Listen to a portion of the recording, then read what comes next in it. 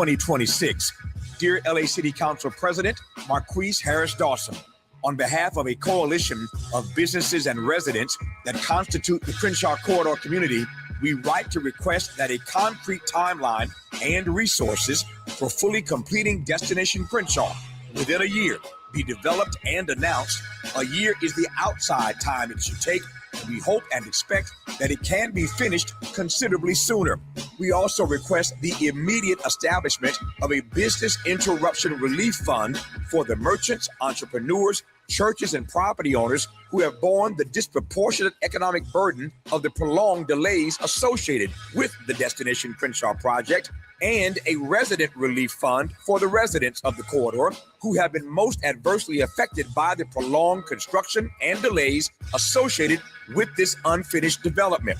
Destination Crenshaw was presented to this community as a transformational investment in Black culture, Black commerce, and the future of South Los Angeles.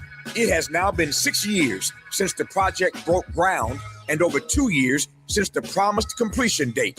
Construction has stalled with no apparent end date in sight. The Crenshaw Corridor community embraced the vision of Destination Crenshaw, but the obstruction from the delayed construction has caused prolonged health and safety hazards, uncertainty, reduced customer access, declining revenues, disruptions, and mounting financial hardship.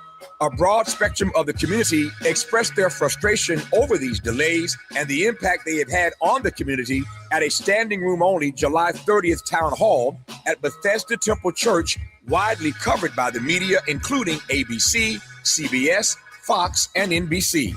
The burden of these unexplained delays should not rest on the shoulders of the Crenshaw Corridor community, which acted in good faith and supported this historic project. If the city fails to provide a complete and substantive response to this correspondence within 30 days of the date of this letter, the Crenshaw Corridor community reserves its right to pursue all of its rights and remedies. Sincerely, the Crenshaw Corridor community. To read the complete letter detailing all of our demands, go to our website at kbla1580.com. With a KBLA Talk 1580 editorial, I'm Tavis Smiley. As always, we welcome your feedback.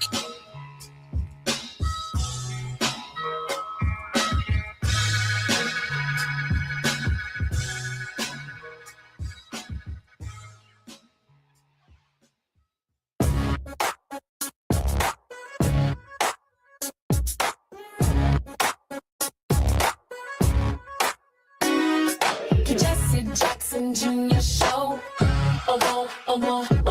The Jesse Jackson Jr. Show.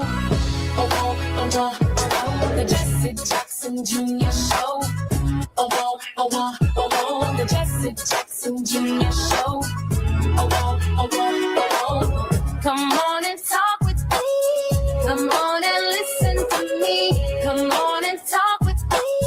Come on and listen to me. KBLA Talk 1580. Download the app. I'm Jesse Jackson Jr. Welcome forward to the Jesse Jackson Jr. Show on KBLA Talk 1580. It's thought-provoking Thursdays on the Jesse Jackson Jr. Show. I'm in Atlanta, Georgia at the National Association of Black Journalists Conference at the Marriott Marquis Hotel. The better part of the morning with Joy Reid, Hannah Nicole Jones, as well as Dr. Kimberly Crenshaw, Roland Martin, Reverend Al Sharpton, Ben Crump. Had an amazing presentation with the Wansley family. This is the family of Nolan Wells, and we learned so much more about that case on this day at NABJ. There must be several thousand African-American journalists there from around the country. And everyone, from my perspective, are sharing the exact same sentiments, that they've not quite seen an attack on the First Amendment, particularly as it relates to African Americans, quite like we've seen it in this administration. More on that probably mostly next week. But in this thought-provoking Thursday, our conversation is always with Atiba, a former deputy executive director for the National Black Caucus of State Legislators. He is a strategic alliance consultant and president of Party Politics US. He worked as a TV political contributor on BNC News, In the Know with Mo, In the Heat, The Leslie Marshall Show, iHeartRadio, GovExec, 96.3 WHUR, and One America News Network. Atiba, welcome forward to the show. Jesse, it's good to be here. Brother, it's always good to be with you. Robert Carter III. Yes, sir. Set the stage for us on our conversation about this historic figure. Well, you know, Robert Carter III is someone that I don't think I would know about him except for his connection to my family. He was one of Virginia's wealthiest slaveholders. In 1791, after concluding that slavery violated the principles of religion and justice, Robert Carter began a legal process that ultimately freed more than 500 enslaved people. And it was one of the largest individual emancipations before the Civil War, before Abraham Lincoln's Emancipation Proclamation. You know, the key thing here is that after reading his book is to learn how difficult it was. You know, often we hear stories when people say, well, Thomas Jefferson owned slaves and George Washington owned slaves, and they didn't free the slaves. Well, the process wasn't easy. Virginia law, property, inheritance, family resistance, and economics complicated the process, but he still figured out a way to do it. And for me, where the link is that one of the people that he freed on, because it was a gradual process that he had to go through doing it, but on January the 6th, 1800, my 5 times removed great-grandfather, Simeon Reed, was part of that manumission, as well as his wife, Jemima. And for me, you know, when I'm thinking about this, and when we discuss Thomas Jefferson and George Washington, I feel like having a somewhat insider view in terms of that part of the story I think is important for us to tell, because it wasn't just a process of simply freeing the people they enslaved, but why is it pertinent to today? And for me, it's pertinent to today because, as you know, I've been working on the Midterms Effing Matters campaign, and we've been talking about voter education and voter registration and all of that. But when we think about things like population and House representation, electoral votes, and presidential power, it still always keeps going back to, at least in my perspective and what I keep learning, it keeps going back to slavery.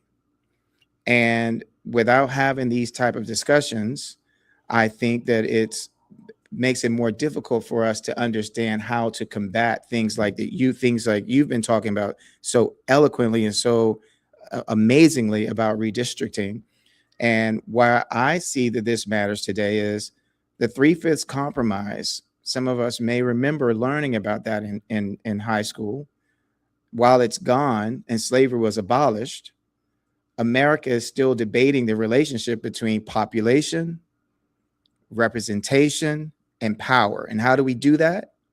Through the census, redistricting, gerrymandering, voting access, congressional representation, and the Electoral College. I'm Jesse Jackson Jr., listening to the Jesse Jackson Jr. Show on KBLA Talk 1580. We're going into deep water today with Atiba. More when we come forward on KBLA Talk 1580.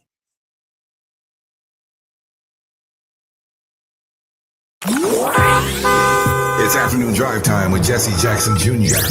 Only on KBLA Talk 1580.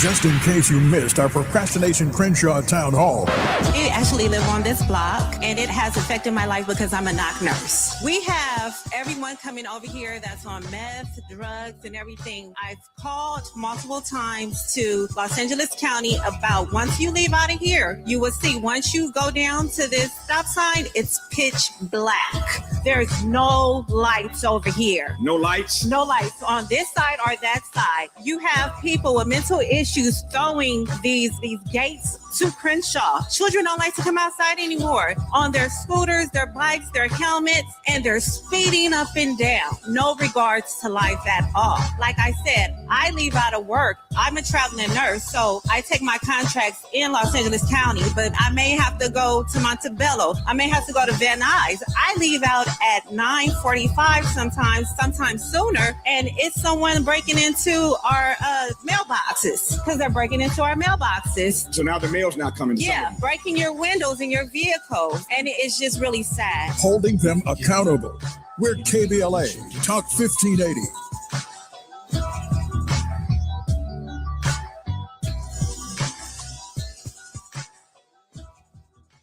The KBLA 1580 app puts the realest conversations right in your pocket. Stream live wherever you are in the world. No static. No searching the dial.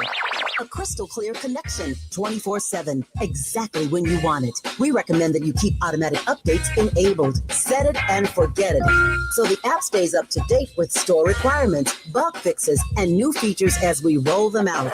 Download the KBLA 1580 app today and stay plugged into the conversation everyone's having.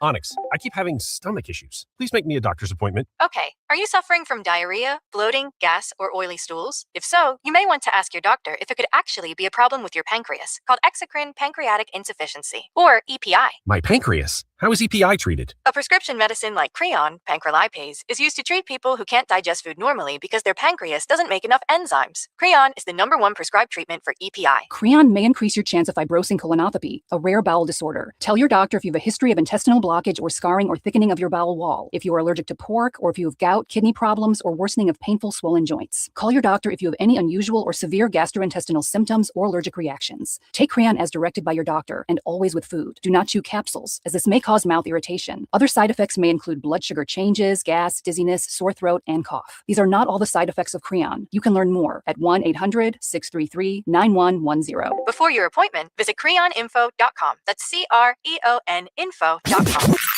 Rather than You have something to say, and we want to hear it. KBLA Talk 1580 is engagement radio, not outrage radio. A place where your hopes, your frustrations, and your ideas are welcome 24 hours a day, 7 days a week. Real talk, real people, real Los Angeles. KBLA Talk 1580, the station that sounds like the city looks. Tune in on your AM radio dial at 1580. Download our free KBLA 1580 app or listen live on our website at KBLA1580.com. Unapologetically progressive. Now back to more of Jesse Jackson Jr. on KBLA Talk 1580. The Jesse Jackson Jr. Show. The Jesse Jackson Jr. Show. The Jesse Jackson Jr. Show. The Jesse Jackson Jr. Show. King Volley, drop the beat. Come on and talk with me. Come on and listen to me. Come on and talk with me. Come on and listen to me. KBLA Talk 1580. Download the app. I'm Jesse Jackson Jr. Welcome forward to the Jesse Jackson Jr. Show on KBLA Talk 1580. We are talking today with Atiba about Robert Carter III, a slaveholder who had a very different approach to slavery than Thomas Jefferson. Atiba? So Jesse, thank you for that. And, in terms of from Robert Carter, and I don't know if the producers can pull up the picture of that I provided, but I want to talk a bit more too about Robert Carter, Thomas Jefferson, and why I brought up the 3/5 compromise, because this is my James Reed, who was the son of Simeon Reed, and I'm hoping that we can show that first one, because Simeon was the one who was freed by, this is Simeon Reed. My mom was able to get this picture. One of her relatives was actually about to throw it away, and one of her cousins collected it and said, I think Joyce will know what to do with these. And so I'm showing these pictures because this puts a picture of a person who was enslaved who became free. But when we are looking across the things in terms of the history of what has happened over the course of time, we don't talk enough about the 3/5 compromise, in my opinion. And why is it so consequential, Jesse? I believe it's consequential because the Constitution created the Electoral College to choose the president. And it still always goes back to population. And you've talked so much about redistricting. And part of what we're seeing today is still a power grab. It's still about continuing to hold on to power. And the Congress is still made out of a number of U.S. senators, it's a number of representatives in the House. So we know that every state gets 2 senators. But the number of House members has always been based on population. Now we go back to the 3/5 compromise. 3/5 of the enslaved population was included when determining a state's population. So if a state had 500,000 people living there, they got 300,000 because of the enslaved people, which meant that they had 800,000. And so when I'm mentioning this, because that enslaved population was increased and it helped those slaveholding states.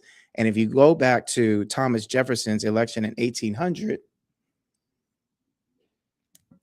some say he won that because in a very close race with him against John Adams, he won because the South and Virginia had more electoral votes because of slavery. So when we're in this picture that we're showing now is a picture of my great-great-grandparents and their children. And on the right is my great-grandfather. And I wanted to show this because they're the product of the freeing of the slaves of Simeon and his wife Jemima in 1800. And this picture was taken 106 years later in 1906 with property and land or what have you that's still in our family, but is a byproduct of what happened there. But they all still had to fight for their right to vote. And when we're talking about the issues that are going on today, one of the things that I'm hopeful about, and I want to put this out there, that there are more people, more African Americans that are going to vote because they're recognizing that their votes are being stripped from them. And it's unfortunate that this is the pathway that we have had to go when we think about where this administration, et cetera, is. But I don't believe that we really can really grasp, or that we will really grasp, the importance and the value of our vote until we start looking at the riots that have happened over the course of time. We often talk about Black Wall Street. There was Rosewood, there was Ocoee, there was Wilmington, and so many others. And in my own research, as I'm doing my reading and I'm reading about history, it still keeps going back to these folks who were trying to make sure that we, people who look like my family here, couldn't vote. So all of this, in terms of, if we keep talking about the power of the vote, I think it's also important for us to do some education to also talk about how and why we vote in November. Still based on an agrarian idea from the 1800s. Well, let me comment on I think the question that goes to the heart. Why isn't the 3/5 taught as a fight over power? Because we teach it as a math problem about humanity. Black people count it as 3/5 of a person. That's the framing. However emotionally true that is, it's a little historically imprecise and politically disarming. Article 1, Section 2 was never meant as a statement about worth. It was a bargain over apportionment and direct taxation. Northern delegates wanted the enslaved counted at 0, precisely because counting them fed Southern power. Southern delegates wanted them counted in full. The Southerners had no problem with their slaves being counted as a full person. Nobody at the table proposed that a single one of them get the right to vote. But for apportionment purposes, the South had an interest in every slave being counted. Hence, 3/5 compromise.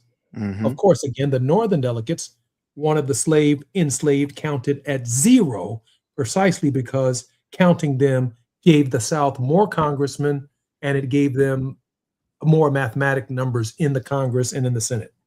So problem is it's taught as an insult, and that insult produces grievance. If it's taught as an apportionment formula, it produces literacy. And the person and the student who understands it can read a redistricting map a lot clearer.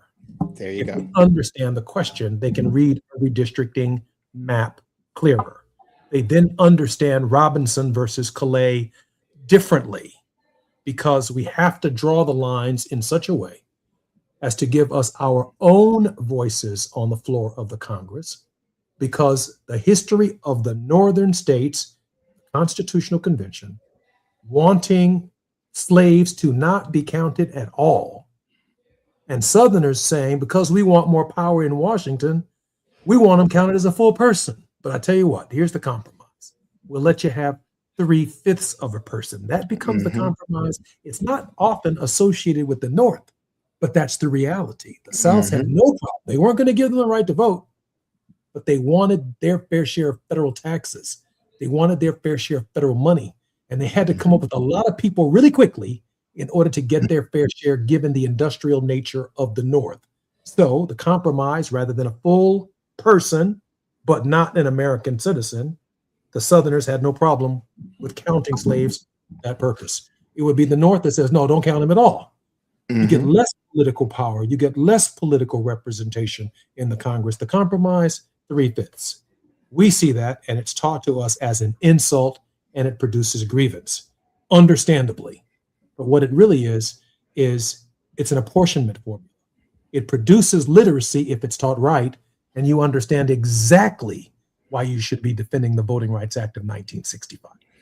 And so with that said, Jesse, and this is why I love these conversations with you. So thank you very much for that, because today someone would say, well, there is no more 3/5 compromise. There is no more slavery. We have our citizenship. We have the constitutional right to vote. But the basic constitutional architecture of that still exists. population, House representation, electoral votes. It's still there. So there's nothing we can do unless we amend the Constitution. But the more specific question I think you're getting at is why aren't the 3/5 and the Electoral College taught together? And the answer to that is, I think, simple. Because teaching them together indicts the presidency itself. And the civics textbook is not built to do that. But the arithmetic is simple. Electors equal House seats plus 2. Inflate the House delegation and you inflate the electoral vote. How many electoral votes does it take to become a president of the United States? 270. It's not a popularity contest. It's an electoral count contest. And so if the 3/5 clause and the Electoral College were taught together, no president of the United States, the institution of the presidency itself could not escape the indictment that the institution of the presidency itself is built upon the peculiar institution of slavery in the South. That the 270 electoral vote formula has taken these numbers into account, not only then, but also now, because slavery's over, but the same process of how congressmen and senators are apportioned by state has its roots in this problem. So when I say things like asking people, let's work together to take your family members with you to go vote, to go and vote with your friends. I'm saying this because population translates into political power. The question becomes who gets to exercise that power. And today, in some ways, the way that my mind works, I see it where we're still enslaved with this idea of my vote doesn't count. I don't have time. Because while population is still generating the number of seats that are in Congress, as they diminish and devalue and get us to devalue the power of our vote, how is that different than the slaveholding South, for instance, having more representation, but yet the men and women who were in the fields, who some people today want to call the workers, were not allowed to go and vote. So we do it not because of force. Now we do it because we can be apathetic because we think some of us think our vote doesn't matter. Let me respond in the final 2 minutes. Let me respond in the final 2 minutes that we have before we come forward. In 1800, and it's probably best that I respond with an example. Jefferson defeated John Adams with 73 electoral votes to 65. The 3/5 bonus supplied the slave states roughly a dozen electoral votes. Strip out those electoral votes. Jefferson is not president. John Adams is president. Jefferson owns slaves. John Adams has never owned a slave in his life and fought against slavery. Federalists in New England, they said it out loud. Timothy Pickering and others called Jefferson the Negro president, meaning he was seated by people who would never be free. Virginia slaveholders held the presidency for 32 of its first 36 years. The cause didn't just distort the House, it selected the executive through the executive and the court.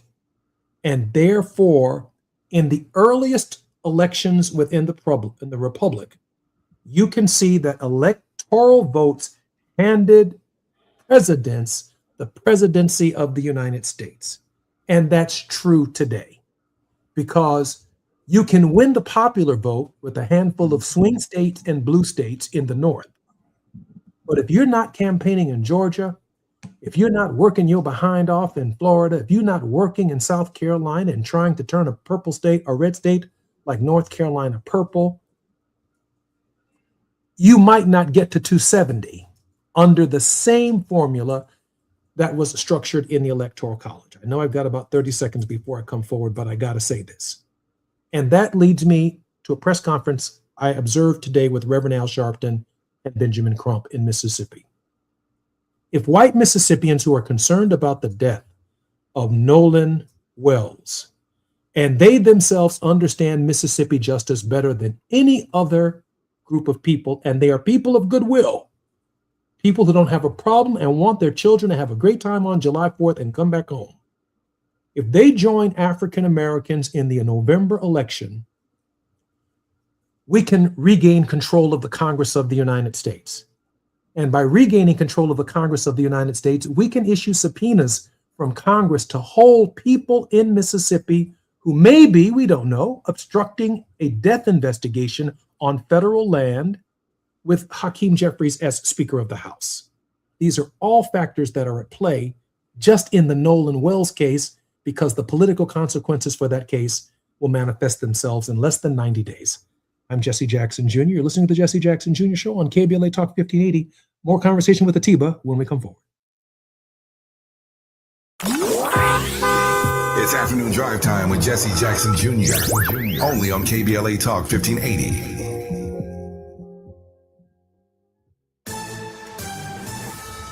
I'm Amber Payton with BIN News Now. Miramar, Florida leaders are set to vote on whether to join Broward County's solid waste master plan. And the amendment to continue Miramar's participation in the Solid Waste Authority.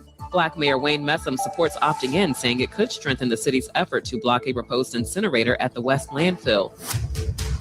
David Crowley is one step closer to becoming Wisconsin's first Black governor after defeating State Representative Francesca Hong in Tuesday's Democratic primary. Crowley, who already made history as Milwaukee County's first Black executive, will face Republican Tom Tiffany in November. And prosecutors are expected to use Black singer David's online shopping history in the murder case against him. Authorities say David Anthony Burke bought items including chainsaws, cadaver bags, and shovels before allegedly using them to dispose of 14-year-old Celeste Rivas Hernandez's body. Get BIN News Now on demand 24/7 on the iHeartRadio app. For victims of drunk and drug driving, our grief is unique, but you are not alone. You always have a place at MAD. Call our 24-hour victim helpline at 877-MAD-HELP or visit mad.org. This is the KBLA Sports Minute with Ray Richardson. A couple of side notes regarding the $12.5 billion purchase of the Lakers by Josh Kushner and Bob Iger. Kushner is the brother of Trump's son-in-law, Jared Kushner. Lakers owner Mark Walter is facing a federal investigation for alleged tax fraud involving two insurance companies that he owns. The investigation could be a factor in Walter's decision to sell the Lakers. The sale has to be approved by the NBA Board of Governors. The next owners meeting is in September in New York City. Russell Westbrook, one of the most productive and dynamic guards in NBA history, announced his retirement. The LA native played 11 of his 18 seasons with the Oklahoma City Thunder.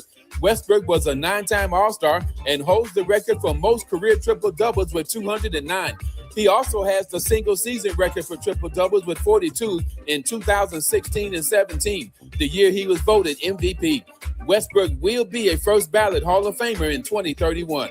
No debates, no speculation, just the info you need. That's your KBLA Sports Minute. I'm Ray Richardson on KBLA Talk 1580.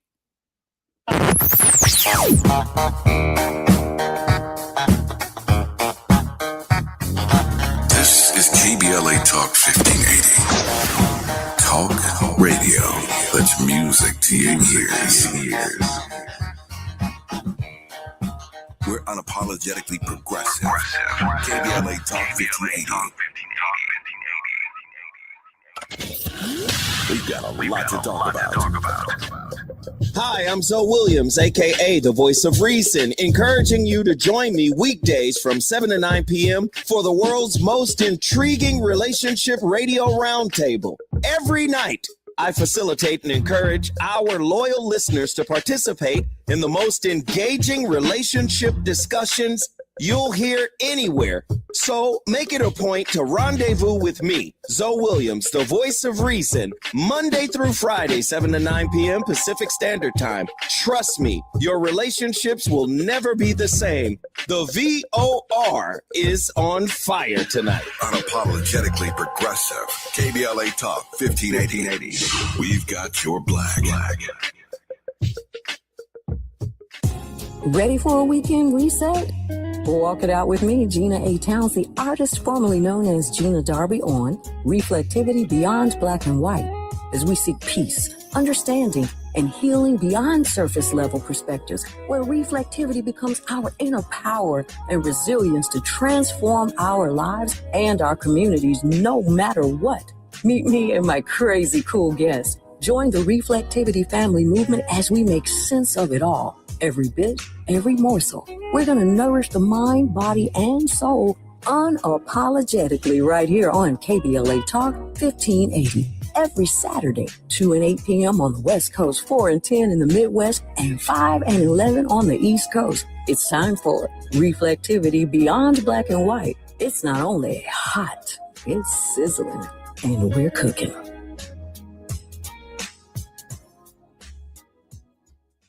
This November, you'll decide who leads California.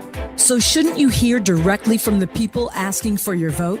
Join us for California Voices, a political town hall and ballot forum, Saturday, October 3rd, 2026. Meet candidates running for governor, lieutenant governor, attorney general, and other major statewide and local offices, including mayor of Los Angeles, city attorney, and LA County sheriff. Get clear, nonpartisan breakdowns of the propositions on your November ballot, both sides, no spin.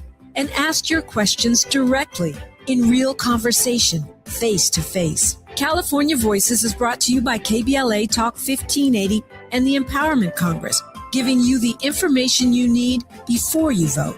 Mark your calendar, Saturday, October 3rd, 2026, California Voices. Follow KBLA 1580 for details and download the KBLA 1580 app. Your vote, your voice. Be there.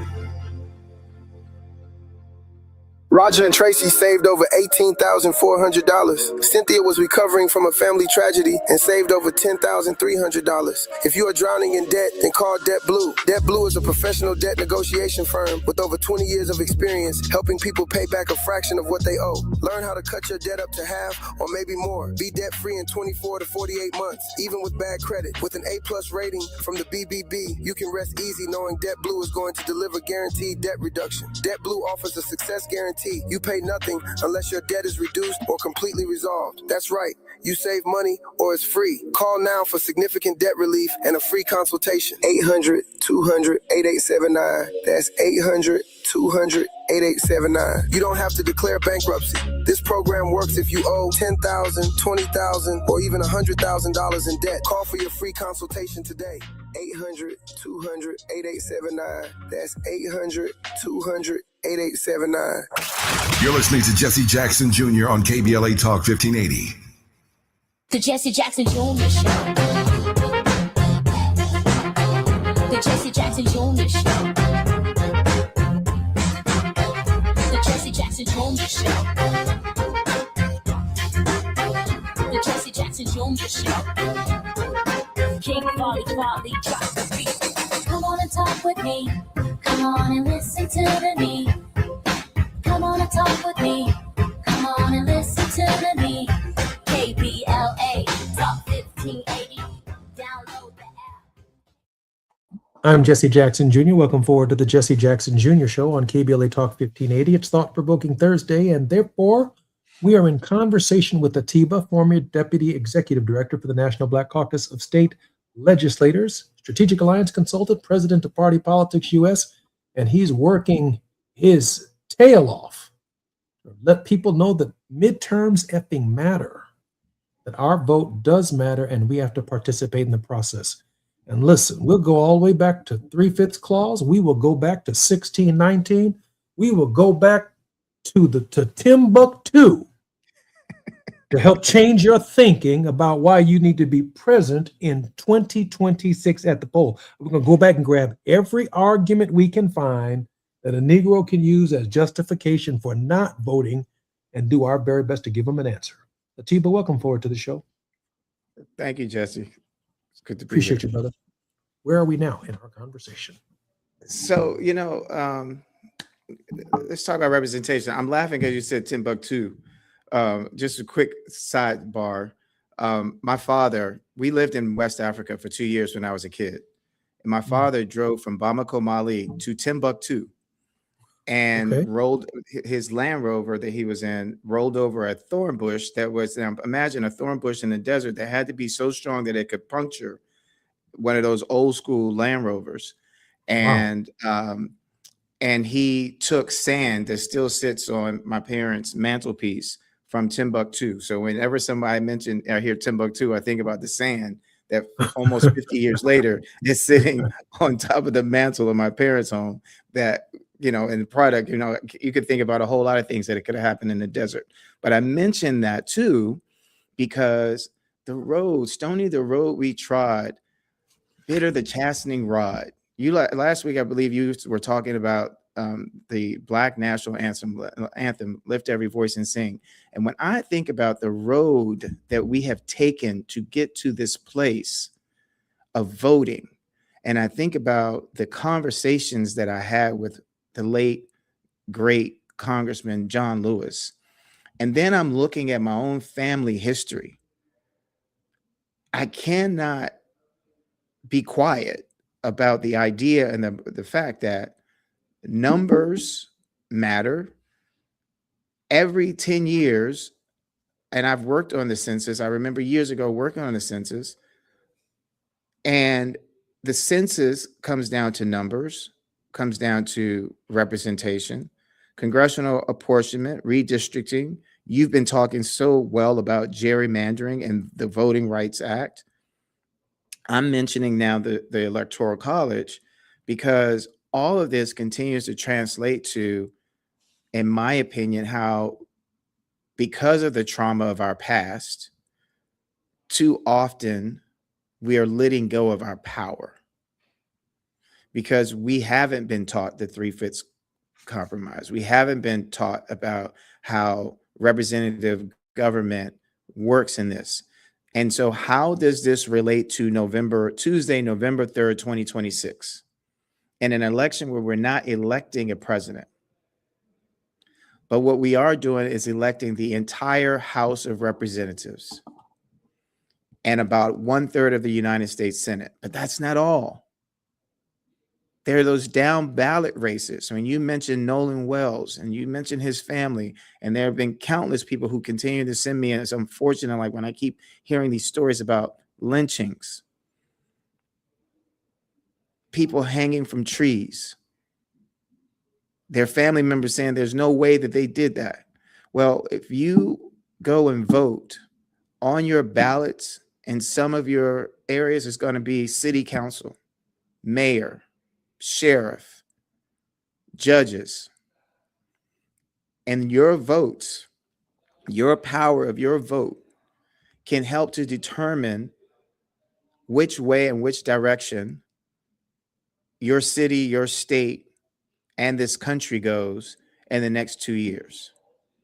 Because I can guarantee you that if it continues to go the way that we've seen these last 2 years, if you think it was hot, if you think it's difficult now, it's going to be more difficult.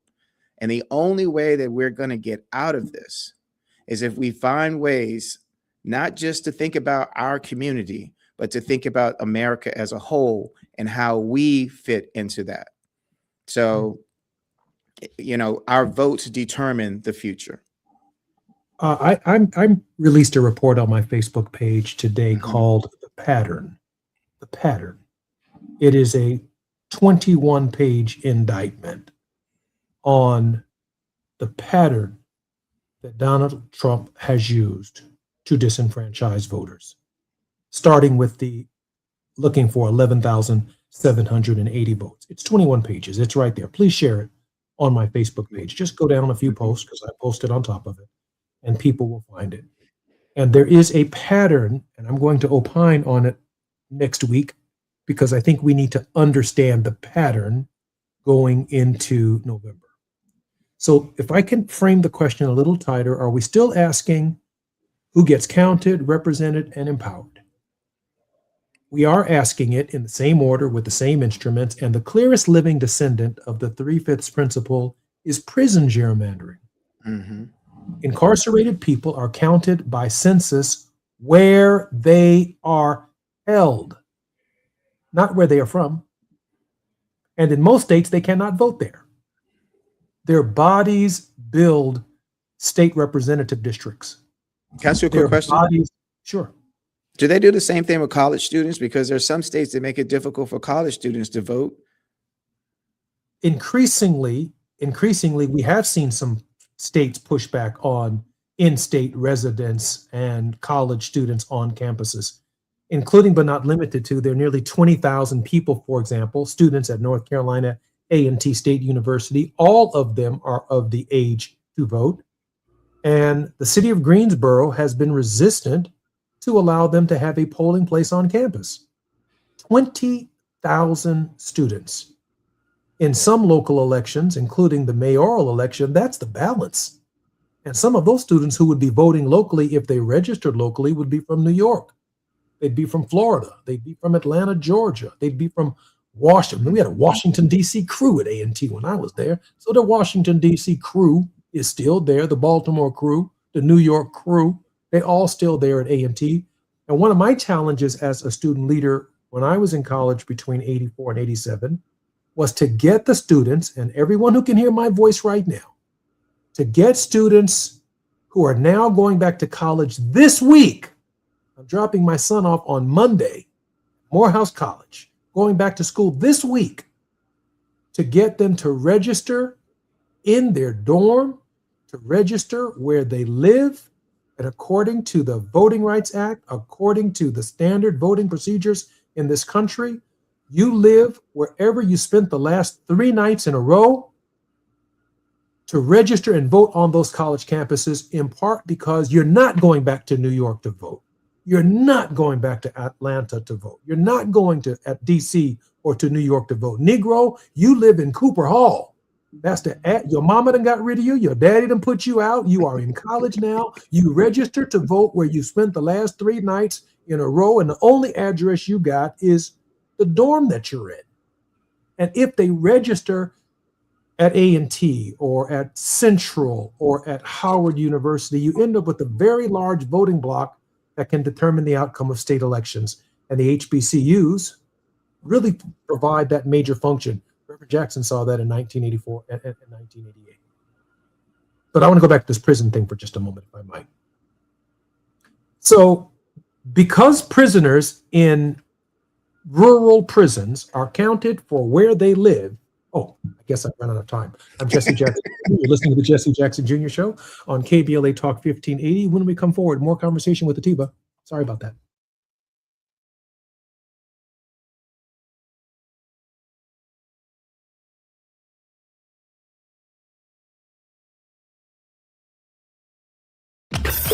While you're stuck in traffic, we can at least bring you up to speed on the news of the day. You're listening to Jesse Jackson Jr. only on KBLA Talk 1580.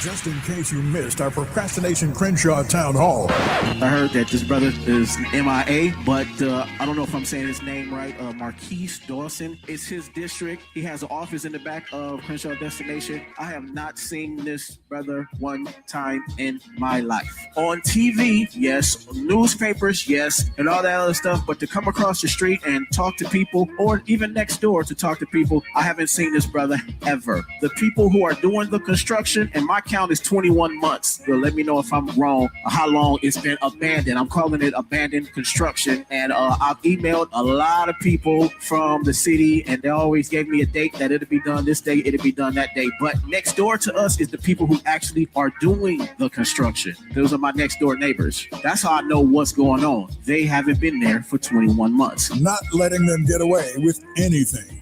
We're KBLA Talk 1580.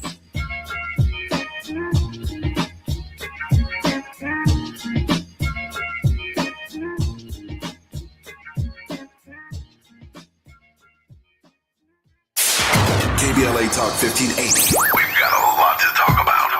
KBLA Talk 1580, connecting you with services and solutions. These are hard times for housing in America. Too many in our community face barriers to safe housing, behavioral health care, and affirming spaces for healing, particularly those impacted by poverty and stigma or incarceration. Rooted in South LA, Ahmad supports impacted communities through housing, wellness, and leadership development. Ahmad provides culturally responsive, peer-led support from transitional housing and mental health services to leadership development and youth empowerment. They offer safe, affirming houses for youth, transgender women, and formerly incarcerated individuals. Therapy and peer support with a focus on healing trauma in Black communities. HIV prevention and care, free testing, education, and wraparound services for whole person wellness. Standing in the gap with health, housing, and hope. Reach out to Ahmad Institute at 323-569-1610. That's 323-569-1610. Or visit amaad.org.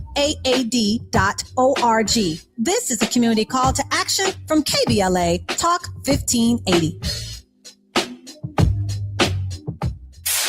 KBLA Talk 1580. We've got a lot to talk about.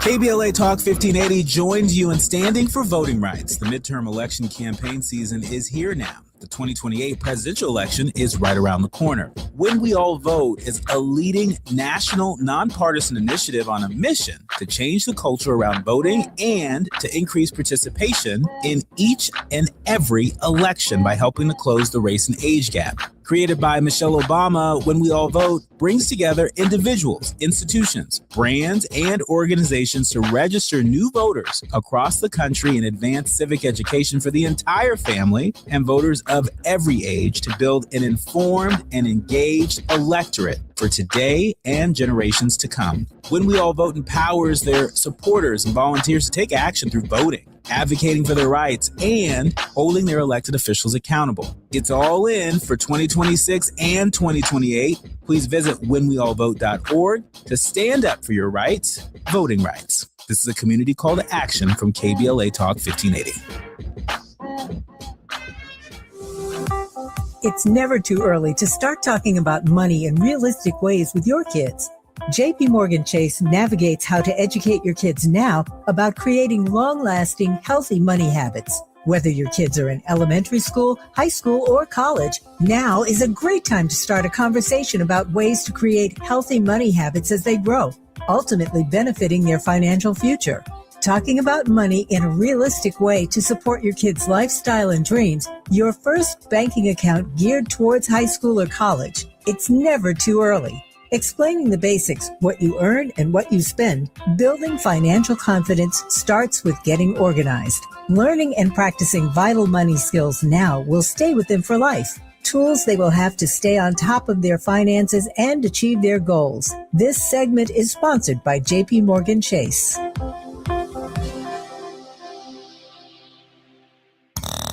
Now back to more of Jesse Jackson Jr. on KBLA Talk 1580. The Jesse Jackson Jr. Show.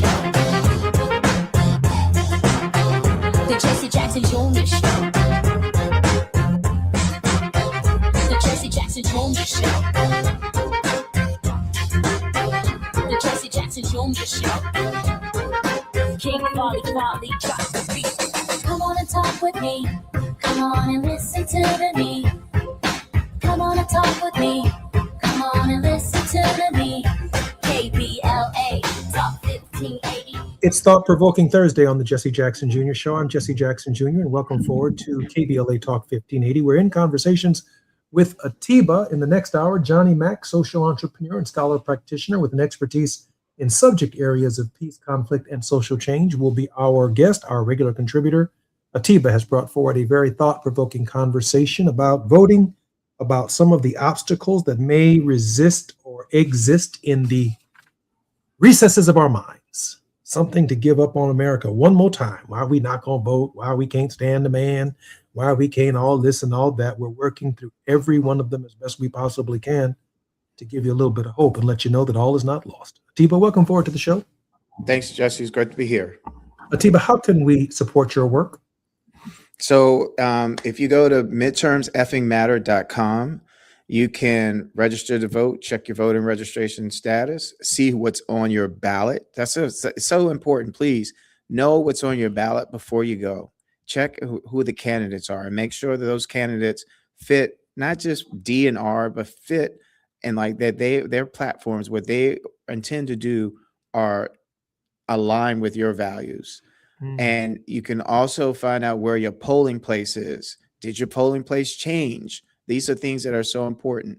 And then make sure, please, just go with other people to vote. We don't know what it's going to be like on election day. What we do know is that we have to vote in numbers too large to manipulate the outcome. We saw yesterday or Tuesday in Wisconsin, the Wisconsin primary, Democratic primary, was determined by 3,000 votes. You mentioned earlier, Jesse, about what happened in Georgia during the 2020 election, 11,800 votes. You think about Pennsylvania, I think it was 22,000 votes. So our votes matter. Our votes matter, and we have to vote in numbers too large to manipulate the outcome. I appreciate that, Atiba, and thank you very much for that contribution. I do want to finish this point about incarcerated people being counted for the census where they are held, not where they are from. And in most states, they cannot vote there. So imagine putting a prison with 5,000 or 6,000 inmates, that's just a speculation, in a community where there are only 800 people. The census doesn't owe 800 people a whole bunch of roads or streetlights or their fair share, they might argue, of tax dollars. But what the prison does is it takes a population of 800 people, and if the prison is 5,000 people, it is now a community of 5,800 people for the purposes of apportionment and for the purposes of receiving tax revenue. The 800 people cannot receive tax revenue the size that the prison brings to it, but the 5,000 prisoners cannot vote. There's no polling place. In fact, 5,000 people in a town of 800 could elect their own mayor from the prison and their own city council from the prison. So they're disenfranchised, but not in terms of how much money. And hence the incentive is to send more people to prison, because in these rural communities, they count on full prisons for them to get their fair share of federal dollars. Now, I want to just close my point on this and leave time for Atiba to have his word of hope. Does history repeat because we don't know it? History doesn't repeat because we forgot it. It repeats because the architecture survived the memory. The 13th Amendment ended slavery. It did not end the incentive to convert unrepresented bodies into represented power. That incentive was engineered into Article 1 in 1787, and no amendment has ever removed that engine, only its first fuel. That's why when the calendar when we vote, even that's a fossil. The Act of January 23rd, 1845, fixed the Tuesday after first Monday in November because the country was agricultural. After the harvest, before the roads froze, Sunday reserved for worship, Monday for the wagon ride to the county seat, Wednesday to the market, November 3rd, 2026, an electorate of nurses on 12-hour shifts and warehouse workers on rotating schedules will vote on a farmer's schedule from the Polk administration. Nobody chose that, and nobody repealed it either. We're on a farmer's schedule when we vote on Tuesday in November because we didn't repeal the architecture from the agrarian South and their way of life. There's no reason why we can't vote on Saturdays or on Sundays where more people can participate in the process, except that the architecture has become a behavior. Atiba, the final two words. Or during the summertime.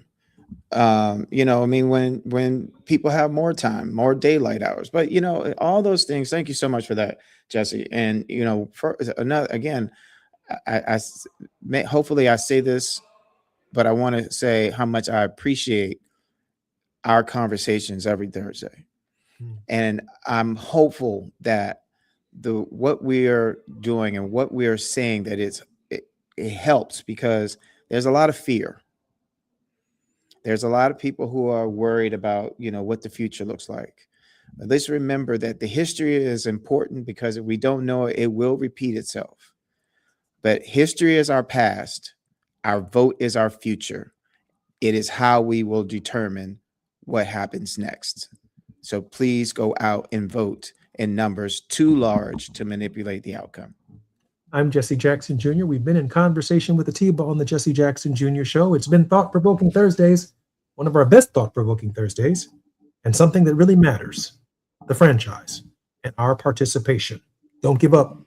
Keep hope alive. Let's vote. I'm Jesse Jackson Jr. More on KBLA with Johnny Mack when we come forward.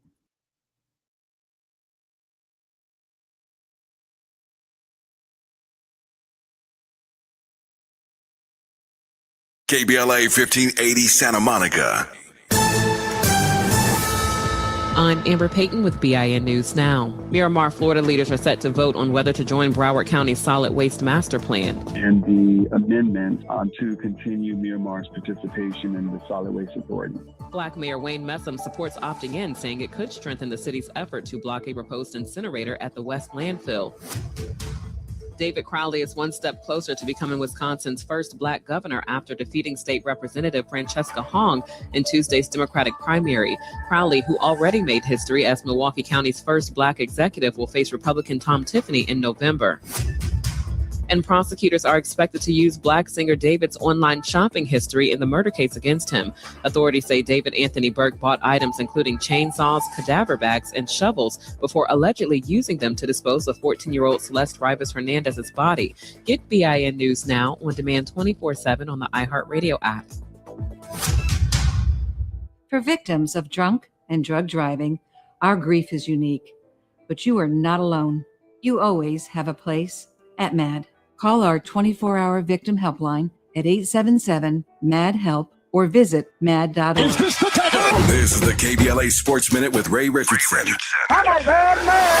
A couple of side notes regarding the $12.5 billion purchase of the Lakers by Josh Kushner and Bob Iger. Kushner is the brother of Trump's son-in-law, Jared Kushner.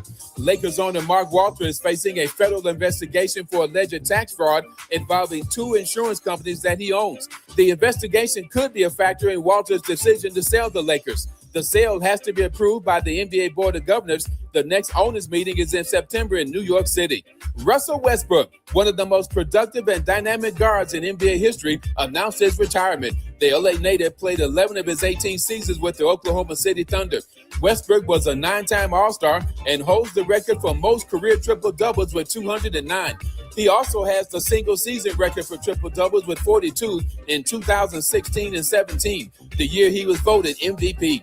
Westbrook will be a first-ballot Hall of Famer in 2031. No debates, no speculation, just the info you need. That's your KBLA Sports Minute. I'm Ray Richardson on KBLA Talk 1580. All I need is one mic. With the KBLA Talk 1580 editorial, I'm Tavis Smiley. August 5, 2026. Dear LA City Council President Marquise Harris Dawson, on behalf of a coalition of businesses and residents that constitute the Crenshaw Corridor community, we write to request that a concrete timeline and resources for fully completing Destination Crenshaw within a year be developed and announced. A year is the outside time it should take. We hope and expect that it can be finished considerably sooner. We also request the immediate establishment of a business interruption relief fund for the merchants, entrepreneurs, churches, and property owners who have borne the disproportionate economic burden of the prolonged delays associated with the Destination Crenshaw project, and a resident relief fund for the residents of the corridor who have been most adversely affected by the prolonged construction and delays associated with this unfinished development. Destination Crenshaw was presented to this community as a transformational investment in Black culture, Black commerce, and the future of South Los Angeles. It has now been 6 years since the project broke ground and over 2 years since the promised completion date. Construction has stalled with no apparent end date in sight. The Crenshaw Corridor community embraced the vision of Destination Crenshaw, but the obstruction from the delayed construction has caused prolonged health and safety hazards, uncertainty, reduced customer access, declining revenues, disruptions, and mounting financial hardship. A broad spectrum of the community expressed their frustration over these delays and the impact they have had on the community at a standing room only July 30th town hall at Bethesda Temple Church, widely covered by the media, including ABC, CBS, Fox, and NBC. The burden of these unexplained delays should not rest on the shoulders of the Crenshaw Corridor community, which acted in good faith and supported this historic project. If the city fails to provide a complete and substantive response to this correspondence within 30 days of the date of this letter, the Crenshaw Corridor community reserves its right to pursue all of its rights and remedies. Sincerely, the Crenshaw Corridor community. To read the complete letter detailing all of our demands, go to our website at kbla1580.com. With a KBLA Talk 1580 editorial, I'm Tavis Smiley. As always, we welcome your feedback.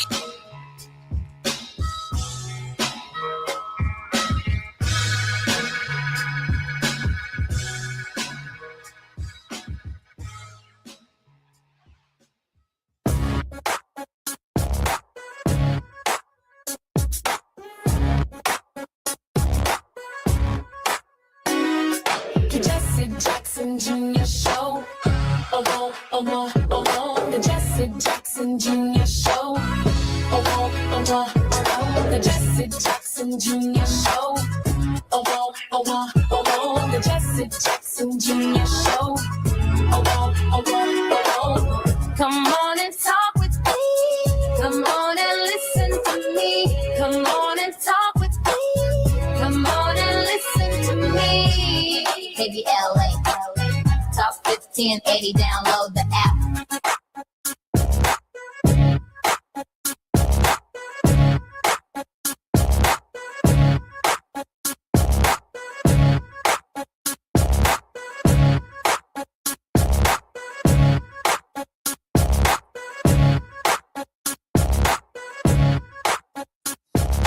I'm Jesse Jackson Jr. Welcome forward to the Jesse Jackson Jr. Show on KBLA Talk 1580. It is Thought-Provoking Thursdays.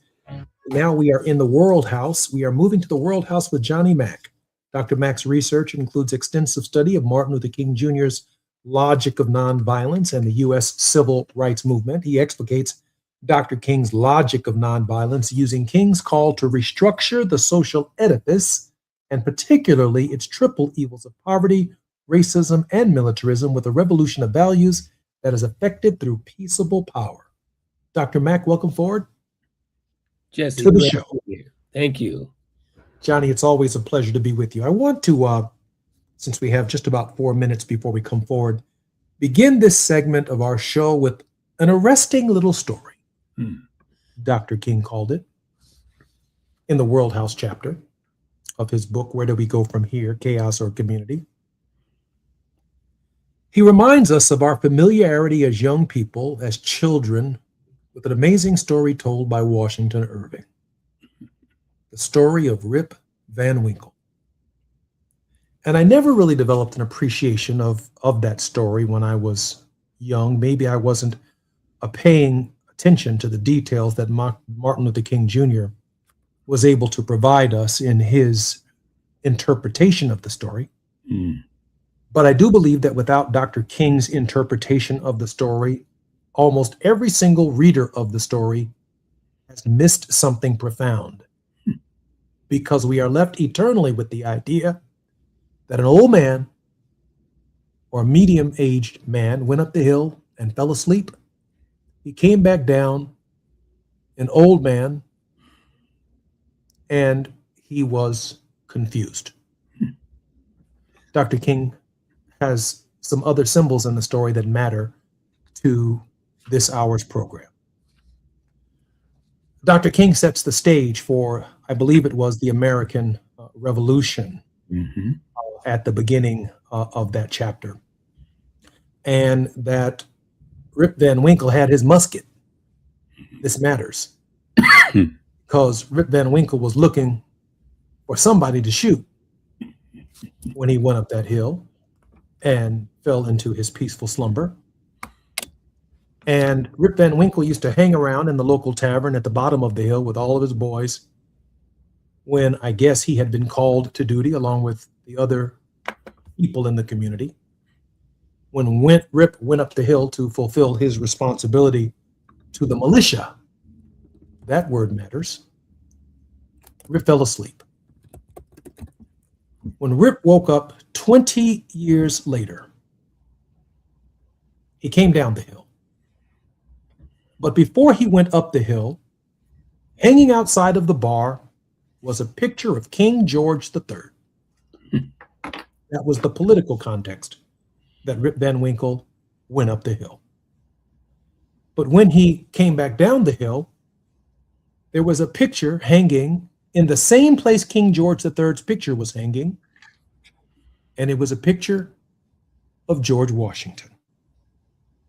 Dr. King posits the theory that when Rip Van Winkle went up the hill, he didn't just go up the hill and sleep, but that he slept through a revolution.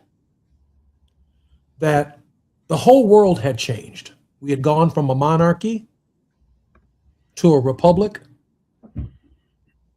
to having bills of rights, a Bill of Rights when Rip Van Winkle woke up. His gun was still sitting next to the tree where he left it. His dog, who fell asleep next to him, was dead and gone. He came back down the hill looking for his wife. She was gone. Everybody in the community wondered whatever became of the old people, wondered whatever became of old Rip Van Winkle. He wasn't just that he went up there and went to sleep, but that he slept through a revolution.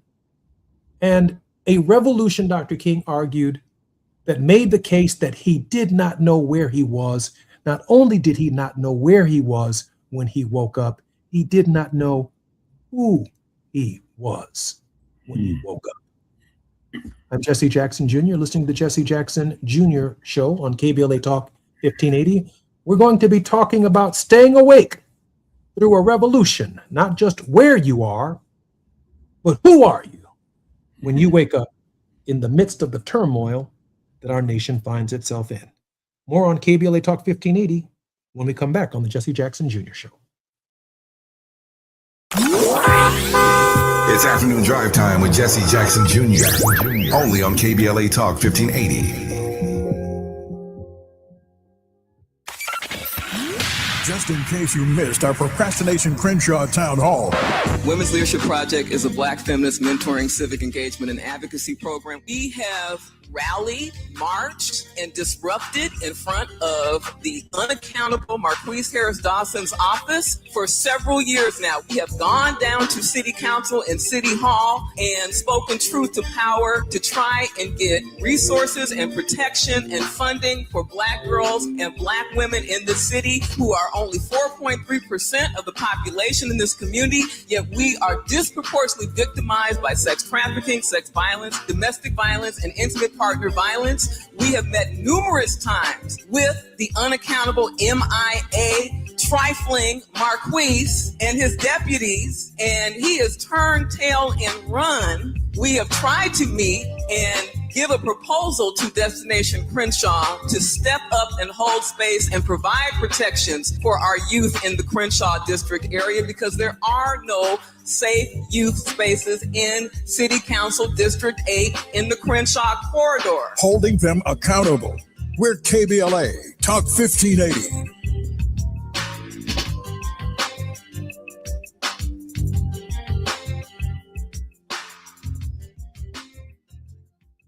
The KBLA 1580 app puts the realest conversations right in your pocket. Stream live wherever you are in the world. No static.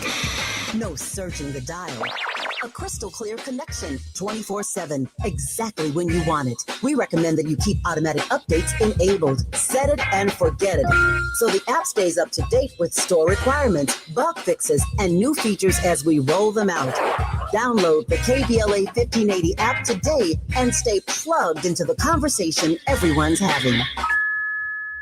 Onyx, I keep having stomach issues. Please make me a doctor's appointment. Okay, are you suffering from diarrhea, bloating, gas, or oily stools? If so, you may want to ask your doctor if it could actually be a problem with your pancreas, called exocrine pancreatic insufficiency, or EPI. My pancreas? How is EPI treated? A prescription medicine like Creon, pancrelipase, is used to treat people who can't digest food normally because their pancreas doesn't make enough enzymes. Creon is the #1 prescribed treatment for EPI. Creon may increase your chance of fibrosing colonopathy, a rare bowel disorder. Tell your doctor if you have a history of intestinal blockage or scarring or thickening of your bowel wall, if you are allergic to pork, or if you have gout gout, kidney problems, or worsening of painful swollen joints. Call your doctor if you have any unusual or severe gastrointestinal symptoms or allergic reactions. Take Creon as directed by your doctor and always with food. Do not chew capsules, as this may cause mouth irritation. Other side effects may include blood sugar changes, gas, dizziness, sore throat, and cough. These are not all the side effects of Creon. You can learn more at 1-800-633-9110. Before your appointment, visit creoninfo.com. That's CREON info.com.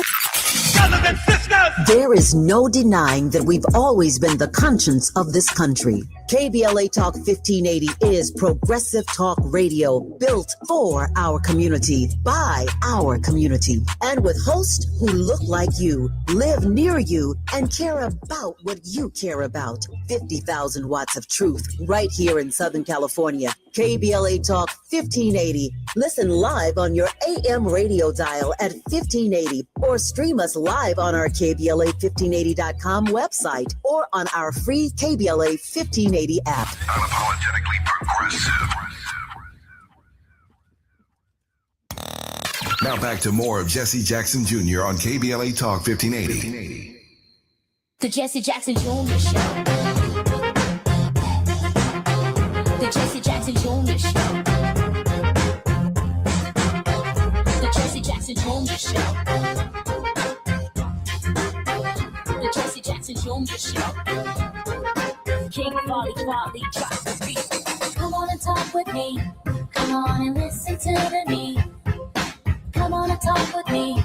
Come on and listen to me. KBLA Talk 1580. I'm Jesse Jackson Jr. Welcome forward to the Jesse Jackson Jr. Show. We are live at the mic in the World House with Johnny Mack. Johnny, welcome forward to the show. I think Johnny might be muted. Here. Thank you, Jesse.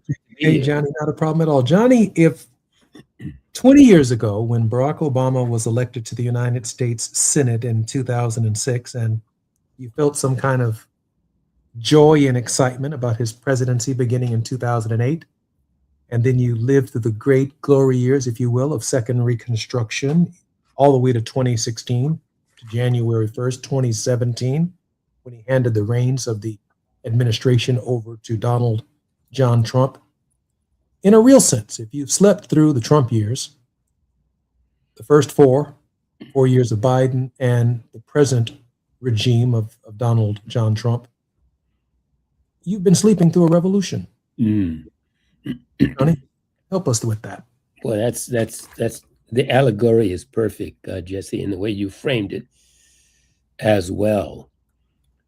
I would argue that many of us, maybe all of us, have been sleeping through a revolution much longer than the last couple of administrations.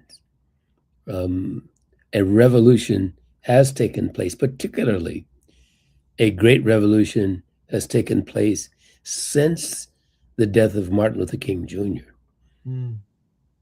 Things were put in place. In time, Jesse, we often say, you and I, and over time. And we tend to be an end-time people, I have said many times on this show. And we forget that things happen over time. We tend to be sprinters and not long-distance runners, Jesse. And what has happened, particularly since the assassination of Dr. Martin Luther King Jr., is a great revolution. I argue, Jesse, that culminated with the first term of Donald J. Trump. And we are experiencing a continuation, and if I can use this term, solidification, I don't think that's a word, but I'll take it, of that revolution, seeking to make permanent the change that has taken place. In the last segment with Atiba, you talked about voting in such numbers that it would be difficult to deny. I would argue, Jesse, I hate to be the contrarian here, but if we're not careful, it won't matter, as Trump himself said. It won't matter how large the spread is. Recall the spread between Bush and Gore. Gore won that election. It's undeniable. Mm-hmm. But somehow, Jesse, they found a way to declare George Bush the winner and president. I'm not so sure, Jesse, that we haven't slept through a revolution that's going to allow the same and even worse outcome in this next revolution, in this next election. If not in 2026, certainly in 2028. And so my point, Jesse, is let us not sleep through this revolution that is taking place. Johnny, I want to be optimistic. I want to be optimistic to the point of working even harder, because I heard Atiba. I heard him when he said we must vote in numbers that put the election itself so far out of reach that the outcome is unquestionable.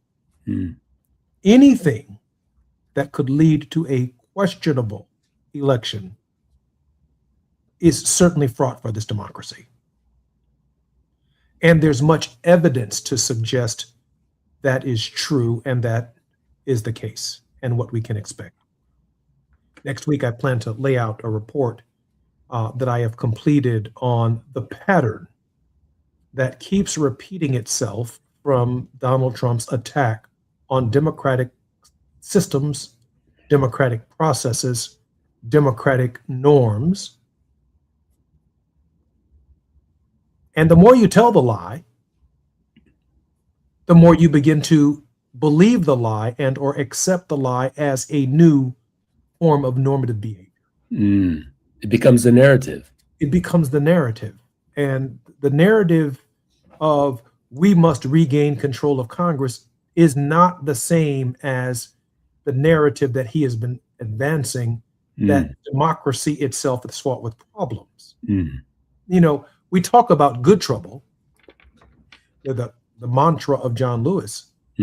But let me tell you something. Democracy is a good problem.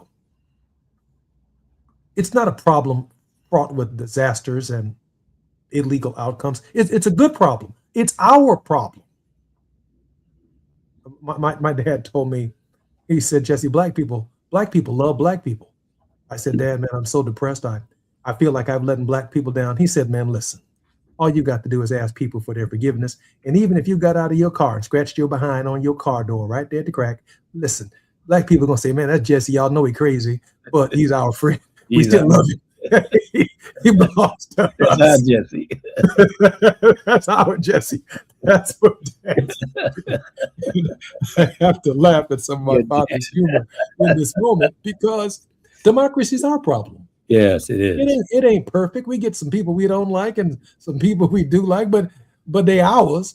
I'm not happy with all of my Republicans who win, or some of these right-wing people, but they my problem. Yeah. You know, I will defend their right to win and represent in a democracy, just as I defend my right to serve, or anyone else's right to serve, in the offices we are elected to. And many men and women have defended that right with their lives. Absolutely. Johnny? Yeah. You know, Jesse, in our program last week, you asked me, what does structural nonviolence look like? And I think that question is apropos for this conversation as well, as a continuing of the discussion. Atiba's right. We must vote in numbers so that the outcome is undeniable. But Jesse, that is not all that we must do. Structural nonviolence is not merely voting, and voting is part of the institutional or structural framework of our democracy, isn't it? But voting is not the only form of social action that we must do.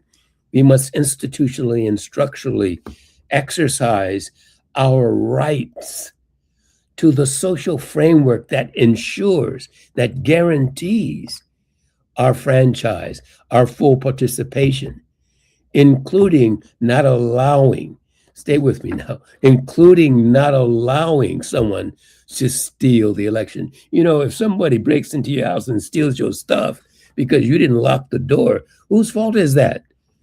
Right? If you left the door open and you fall asleep and somebody comes, stay with me, Jesse, I think I'm there, and someone comes into your house and takes your stuff, whose fault is that? Yeah. It's wrong for them to steal it, but how much wrong is there if you've fallen asleep and you've not protected yourself and your franchise, you've not protected your property, you've not protected your rights? And Jesse, that's what structural nonviolence looks like. It is taking the necessary action to ensure that your right to dignity, your right to liberty, and your right to participate fully in the community of our democracy is maintained, is sustained, is protected. That's what structural nonviolence looks like. And it includes creating the narrative, which is cultural nonviolence, insisting upon a narrative that is contrary to the narrative of cultural violence. There's more to explain there, but I hope you're following what we're saying here. Well, I am. I'm following it from a theological perspective. If structural nonviolence is everything that you say that it is, then it's agape, love of my neighbor, right? It is love of my enemy, not in the sense that I don't understand that my enemy might be trying to stamp out my existence, but it also means I'm effing ready if my enemy is prepared to deny me my basic human dignity, that I'm going to hold my ground in that space. You're not coming into my house to break it. That's so right. I'm not violent. I mean, I'm open. I will take out my neighbor's garbage, and I'm using it in the sense that it's really understandable by people who might only see their neighbor as someone right next door. No, we're talking about, when we talk about a neighbor on the Jericho Road, we're talking about people that you have no dealing with, not just the person who you borrow milk and sugar from across the fence, or who looks out for your kids and you look out for their kids. Yeah, that too. But we're really talking here about, Samaritans, Jews not getting along, and a priest and a Levite who walks by, and Jesus defines the neighbor as the warring people taking time to get to know each other and interact with each other. Yeah, I think That that's matters. right. Yeah. That matters. Yes, So it matters. this structural nonviolence to which you speak is a dangerous road. It ain't no passive road. It is a dangerous road. What is my response to someone who breaks into my house when I leave my door open? That's right. That's in the immediate sense, but in the broader sense, you broken into my 14th Amendment. You've broken into my Voting Rights Act. You've broken into a lot of things that I hold dear that are central to who I am as a person, John. That's right, Jesse. That's right. It is about paving that road, Jesse. It is about making sure you've got guardrails on that road that protect you, that make your travel along that road as smooth as you can possibly make it, and not letting someone else decide what that road will be and how you will travel on that road. Well, you're talking about the Jericho Road Improvement Association. How about that? We got to keep this metaphor going. There's a reason why my man is laying over here in this ditch. There's no off-ramp for rest areas. There's no public guardrails. Yeah, no guardrails. There's a mountain of potholes. That's what it's about. That's what it's about. Now, Jesse, in other words, it's more than philosophical. It's more than theological. It is those things, and they are important to fully understand and grasp the gravity of how the social order, as King talks about in the social edifice metaphor, It is about how we take care of that edifice. That's our responsibility. That means creating the institutions and organizations at the civic level, at the neighborhood level. You know, we used to do that in the mid-20th century. The only person I know, Johnny, other than Dr. King, who's ever per se practiced those kinds of public politics was Jesse Jackson. And everyone wants a coalition to get elected now. And those who may not have recognized a coalition when they were running, certainly they recognize one when they're only 1 percentage point away from having won their race.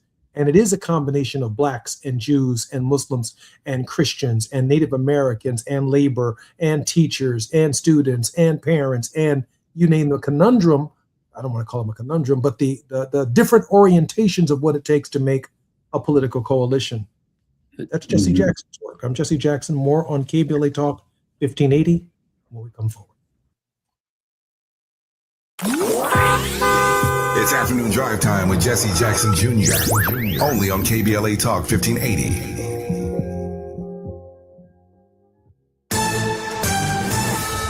I'm Amber Payton with BIN News Now.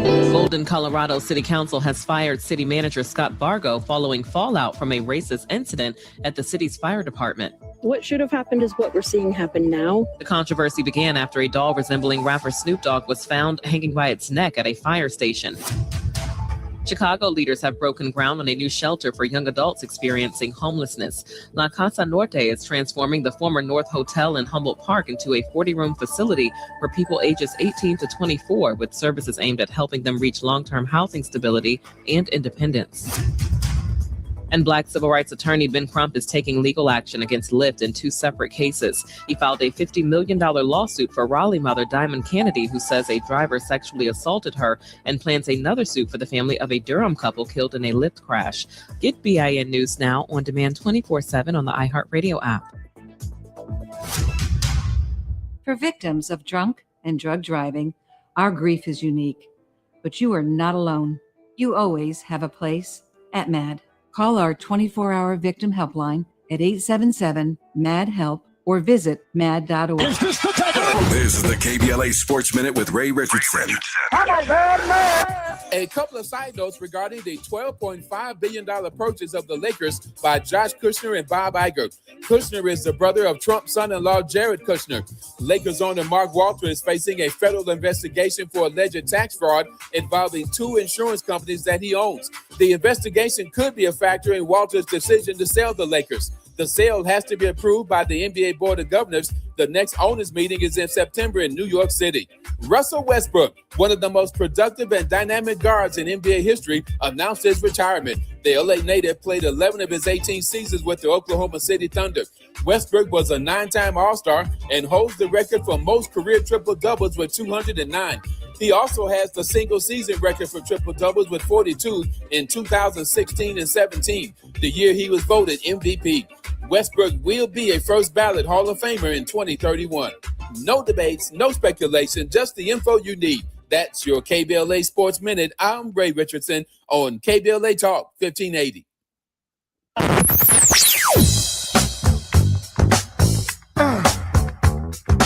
This is KBLA Talk 1580. Talk radio. That's music to your ears. We're unapologetically progressive. KBLA Talk 1580. Number 14. That's where Talkers Magazine ranked Tavis Smiley on their heavy 100 list of the 100 most important talk radio hosts in America. Join Tavis weekdays, 9 a.m. to noon or 9 p.m. to midnight. Only on KBLA Talk 1580. Ready for a weekend reset? Walk it out with me, Gina A. Towns, the artist formerly known as Gina Darby, on Reflectivity Beyond Black and White, as we seek peace, understanding, and healing beyond surface level perspectives, where reflectivity becomes our inner power and resilience to transform our lives and our communities no matter what. Meet me and my crazy cool guests. Join the Reflectivity family movement as we make sense of it all Every bit, every morsel. We're going to nourish the mind, body, and soul unapologetically right here on KBLA Talk 1580. Every Saturday, 2 and 8 p.m. on the West Coast, 4 and 10 in the Midwest, and 5 and 11 on the East Coast. It's time for reflectivity beyond black and white. It's not only hot, it's sizzling, and we're cooking. Roger and Tracy saved over $18,400. Cynthia was recovering from a family tragedy and saved over $10,300. If you are drowning in debt, then call Debt Blue. Debt Blue is a professional debt negotiation firm with over 20 years of experience helping people pay back a fraction of what they owe. Learn how to cut your debt up to half or maybe more. Be debt-free in 24 to 48 months, even with bad credit. With an A+ rating from the BBB, you can rest easy knowing Debt Blue is going to deliver guaranteed debt reduction. Debt Blue offers a success guarantee. You pay nothing unless your debt is reduced or completely resolved. That's right. You save money or it's free. Call now for significant debt relief and a free consultation. 800-200-8879. That's 800-200-8879. You don't have to declare bankruptcy. This program works if you owe $10,000, $20,000, or even $100,000 in debt. Call for your free consultation today. 800-200-8879. That's 800-200-8879. All I need is one mic. With the KBLA Talk 1580 editorial, I'm Deion Raymond, Justice Correspondent and host of the Justice Files. For years, LA City Councilman Curran Price has served his district. And for years, he's been under a legal cloud which, frankly, looks thinner every time it's tested in court. Last Friday, a Superior Court judge refused to throw out the corruption case against Price. That's true. But listen to what the judge actually said while doing it. Judge Larry Paul Fiddler called this not a great case. Not our words, his. Price's attorney, standing right there in the courtroom, said it plainly. In denying our motion, the court acknowledged that this is not a great case. We agree. Now, that's not a ringing endorsement of a prosecution. That's a judge saying, essentially, there's just enough here to send it to a jury. Barely. The ruling itself says nothing about guilt. It's not proof of wrongdoing. What it is a low bar, cleared by a thin margin, on evidence the court itself has called circumstantial. Councilman Price has pleaded not guilty. He denies the allegations. And after 3 terms representing his district, he's term limited and on his way out of office, regardless of how this case ends, which raises a fair question. What exactly is served? By dragging a longtime champion for working families in South Los Angeles through a trial that even the presiding judge doesn't sound confident about. We're not saying elected officials should not be held accountable. They should. But accountability means something different from a prosecution that struggles to convince the very judge overseeing it. Curran Price deserves his day in court, and he deserves the presumption of innocence any one of us would want for ourselves or a loved one, especially when the bench itself has doubts. With a KBLA Talk 1580 editorial, I'm Deion Raymond, Justice Correspondent and host of the Justice Files. As always, we welcome your feedback. You're listening to Jesse Jackson Jr. on KBLA Talk 1580. The Jesse Jackson Jr. Show. The Jesse Jackson Jr. Show. The Jesse Jackson Jr. Show. The Jesse Jackson Jr. Show. King Volley, drop the beat. Come on and talk with me. Come on and listen to me. Come on and talk with me. Come on and listen to me. KBLA Talk 1580. I'm Jesse Jackson Jr. Welcome forward to the Jesse Jackson Jr. Show. We're in the World House with Johnny Mack. Johnny Mack believes in Dr. King's peaceable power as direct, structural, and cultural nonviolence, correlating strategic consciousness and cultural action. Dr. Mack argues that nonviolence is a metalogic with the direct, structural, and cultural forms that counterpose Johann Galtung's seminal conflict of violence triangles. Dr. Mack, welcome forward to the Jesse Jackson Jr. Show. Thank you for inviting me. It's great to be here. So, Doc, let me ask you a question. I got 8 questions I want to ask you, so they're kind of quick answers and quick responses. King wrote that the movement's victories were substantially improvised and spontaneous and carried the blemishes of our inexperience. What did he mean by that? And did we ever fix it? Well, that's an end time, as we use the term, Jesse. That's an end time reaction rather than a planned strategic, which if you could continue to read in that same chapter, rather than a planned, sustained, strategic, structural, and cultural response, this direct action response of quickly putting into place mechanism actions that respond in the moment rather than responding over time. This is what King is arguing. And so he continues in his writing that we should take the time to fully understand what nonviolence offers and build within our social frameworks, our social institutions, those nonviolent social actions that ensure over time that our human dignity and liberty and community are preserved and protected. He said that movements found a method that worked and, quote, did not have the leisure to probe for a deeper understanding of its laws. From your perspective, had we had the leisure since, and did we use it? Well, your question dropped off, Jesse, but I think you asked, have we had the leisure to... Have we had the leisure since Dr. King said it, and did we use it? Did we have time to give the deeper meaning to the content of our movement than we were being spontaneous? Wow, that's a very straightforward answer, but one that we have to swallow the pill on, to mix metaphors. Have we had the time? Dr. King was killed in 1968. This is 2026, Jesse. Yeah. What's that? 60, whatever those numbers are. Yeah. Right? Yeah. So how much time do we need? Yeah. Right? Where did we go wrong in not ensuring that we did those very things you just read that King said we have not done, but we must do? Your own footnote in the piece said that that social transformation became social tranquilization. What do you mean by that? Some kind of tranquilizer? Well, there are many different ways to answer that. Some have argued. Let's start with who got tranquilized. Well, too many of us, too many of those in the movement itself. Assimilating was important, integrating important, yes, for sure. But staying vigilant is something that one doesn't abandon, that one ignores in fitting in.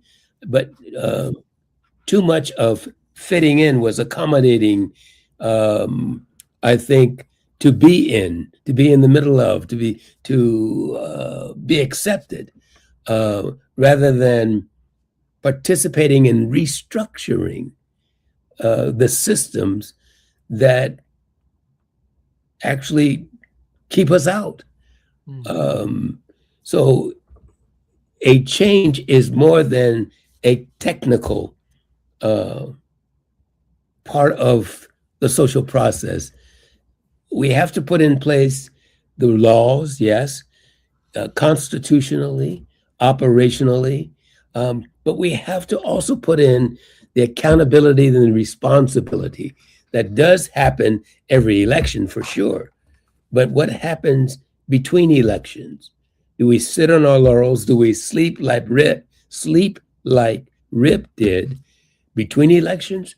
Or do we remain vigilant, Jesse? Do we continue day in and day out to ensure that that responsibility and that accountability is held in check? I'm going to have to take some time and process that one, Johnny, because I mean, who doesn't take time off between elections? I mean, I don't do this all day long, every day. I mean,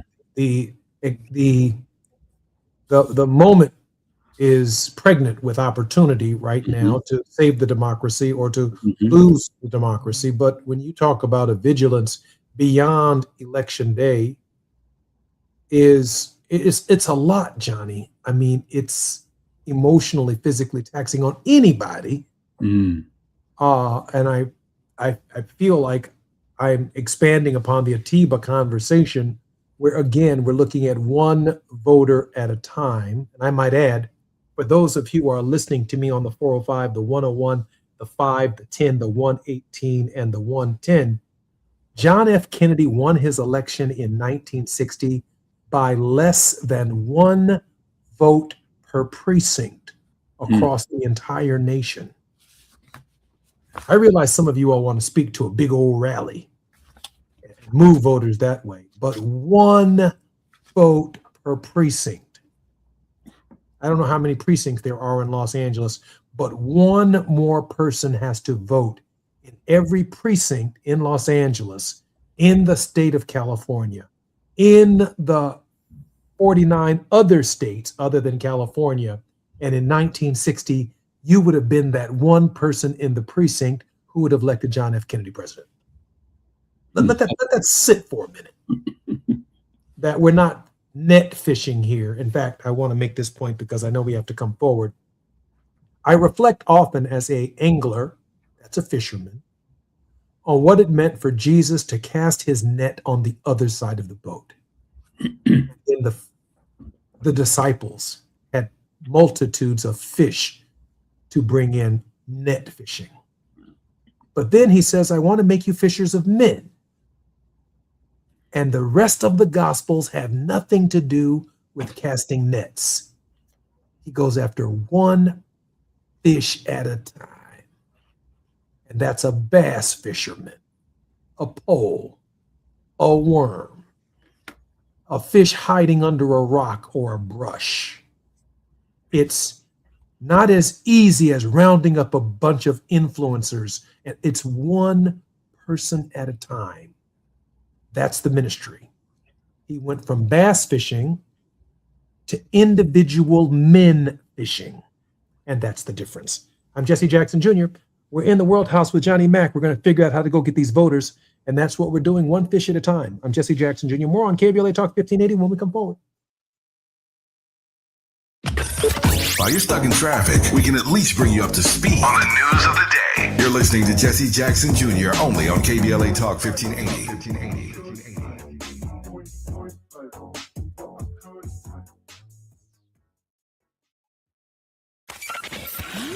Just in case you missed our Procrastination Crenshaw Town Hall. Women's Leadership Project is a Black feminist mentoring, civic engagement, and advocacy program. We have rallied, marched, and disrupted in front of the unaccountable Marquise Harris Dawson's office for several years now. We have gone down to City Council and City Hall and spoken truth to power to try and get resources and protection and funding for Black girls and Black women in the city who are only 4.3% of the population in this community, yet we are disproportionately victimized by sex trafficking, sex violence, domestic violence, and intimate partner violence. We have met numerous times with the unaccountable MIA trifling Marquise and his deputies, and he has turned tail and run. We have tried to meet and give a proposal to Destination Crenshaw to step up and hold space and provide protections for our youth in the Crenshaw district area, because there are no safe youth spaces in City Council District 8 in the Crenshaw corridor. Holding them accountable. We're KBLA Talk 1580.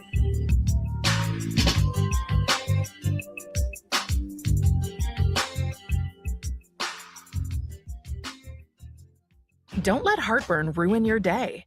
Quick, Alka-Seltzer. When that burning feeling comes on strong, stop, drop, and fizz your way to quick relief with Alka-Seltzer Heartburn Relief. Nothing works faster to help calm heartburn, so you can get back to the moments that matter most. Alka-Seltzer begins neutralizing acid in seconds. Try Alka-Seltzer for fast heartburn relief, because life doesn't stop, and neither should you. Quick, Alka-Seltzer. Use as directed. This is the story of the one who keeps multiple buildings running smoothly day after day. Plumbing that flows, HVAC that hums, cleaning supplies that keep surfaces sparkling. That's why she counts on Grainger. With easy reordering online and 24/7 support, Grainger helps her keep the products she needs on hand. So shelves stay stocked and buildings stay ready. Call 1-800-GRAINGER, click Grainger.com, or just stop by. Grainger, for the ones who get it done. Is reviewing life insurance on your to-do list? Now's the perfect time to add it. A friend recently told me that securing life insurance sooner rather than later can help you lock in lower rates for years to come. So I bumped this up on my list and got it done. I called SelectQuote and couldn't believe how easy and affordable life insurance is. I'm 40 and got a $500,000 policy for $16 a month. My husband's also 40 and his $500,000 policy was only $18 a month. Plus, with SelectQuote's same-day coverage, there was no medical exam required, and we were covered by the time we hung up. Knowing I have this checked off my list feels amazing, but the peace of mind knowing my family is protected feels even better. Call SelectQuote at 1-800-729-7070. That's 1-800-729-7070. Or go to SelectQuote.com to get your free quote today. That's 1-800-729-7070. Details on example rate at SelectQuote.com. KBLA Talk 1580. We've got a lot to talk about. KBLA Talk 1580, connecting you with services and solutions. The Michael's Daughter Foundation is dedicated to inspiring youth and resilience through storytelling, arts, filmmaking, and enrichment programs for youth and families in under-resourced communities and system-impacted individuals. The Michael's Daughter Foundation is a 501c3 nonprofit providing free and low-cost arts programs to youth and families from under-resourced communities, both system-impacted youth and those affected by the incarceration of a loved one. 1 in 43 children in America have a parent incarcerated. 70% of those children are expected to end up in prison. Through filmmaking, animation, theater, and writing, they help young people express themselves, build confidence, and imagine new possibilities. Beyond the arts, they offer financial literacy workshops, emergency support, and scholarships. Because thriving takes more than talent, it takes access. To learn more about the impact of Michael Daughters Foundation and how you can be a part of the movement, please visit their website, michaelsdaughterfoundation.com. This is a community call to action from KBLA Talk 1580. KBLA Talk 1580. We've got a lot to talk about.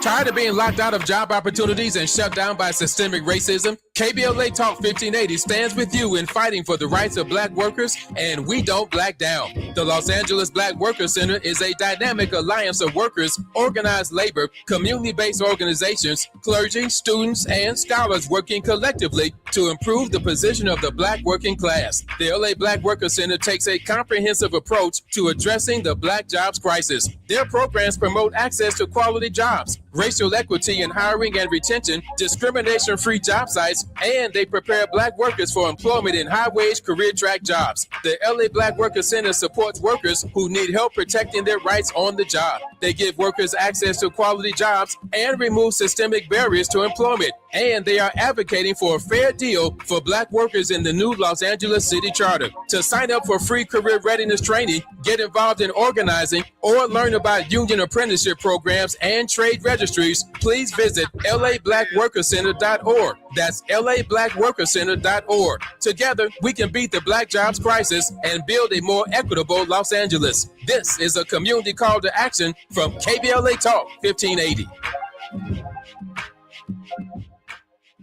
Ready to order? Yes. We're earning unlimited 3% cash back on dining and entertainment with a Capital One Saver card. So let's just get one of everything. Everything? Fire everything. The Capital One Saver card is at table 27 and they're earning unlimited 3% cash back. Yes, Chef!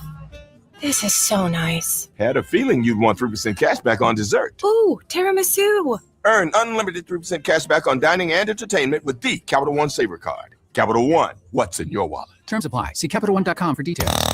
Now back to more of Jesse Jackson Jr. on KBLA Talk 1580. The Jesse Jackson Jr. Show. The Jesse Jackson Jr. Show. The Jesse Jackson Jr. Show. The Jesse Jackson Jr. Show.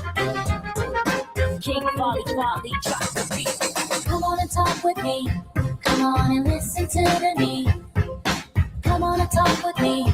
Come on and listen to the need. KBLA Talk 1580. I'm Jesse Jackson Jr., listening to the Jesse Jackson Jr. Show on KBLA Talk 1580. We're in the World House with Johnny Mac. Johnny, welcome forward to the show. Thank you, Jesse. Johnny, once again, how can we support your work? TheWorldHouseProject.org. TheWorldHouseProject.org. Just visit the website. And Johnny, share with us some of the work that you're doing around the country before I ask a couple of final questions. Well, around the country and around the globe. In fact, we're organizing a series of global conferences, Jesse. We've done 2 of them, one in the Democratic Republic of the Congo and one in Merida, Mexico. We'll be doing one in Delhi, India, one in Nairobi, Kenya, one in Washington, D.C., one in Atlanta, and then we'll culminate in Johannesburg, South Africa in November of next year. These conferences bring together the work of the World House Project. And what is that work? We have working groups around the globe, not only here in the United States. I guess we're probably in 30, 40 countries around the globe, where working groups are actually a gathering of individuals and organizations who are looking at this very call for a restructuring of the social edifice and working through direct structural and cultural action. Our website tells you more about that, Jesse. Johnny, next time you go to the Congo and next time you're in South Africa, I do want to go. The president of the Congo graced our presence at my father's funeral, came all the way to Chicago and delivered some amazing remarks. And the president of South Africa came to Operation Push in Chicago as well, and also blessed us with remarks on the occasion of my father's funeral. And the next time you're in South Africa and the Congo, I'd love to take KBLA Talk 1580 to the Congo and to South Africa. Johnny, let me ask you this question. Condorcet said that the secret is that the real power lies not with the oppressors, but with the oppressed. You say civil society holds the monopoly on nonviolence. Johnny, if we hold monopoly, how does it feel like we're losing? Because we don't use that monopoly, Jesse. It's just basic. It's very simple. We have the numbers. Back to Atiba's point about voting. We have the numbers.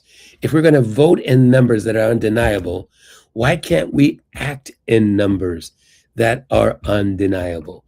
Why can we not cooperate in numbers that ensure that unless our dignity and our worth and our participation in all that the social edifice, the social order offers, the economy, the political, the institutional, why can we not cooperate unless we are fully participants?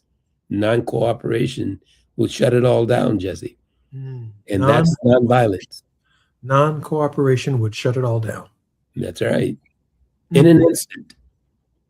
Your dad understood that. Martin Luther King Jr. understood it. Reverend Al Sharpton understands it.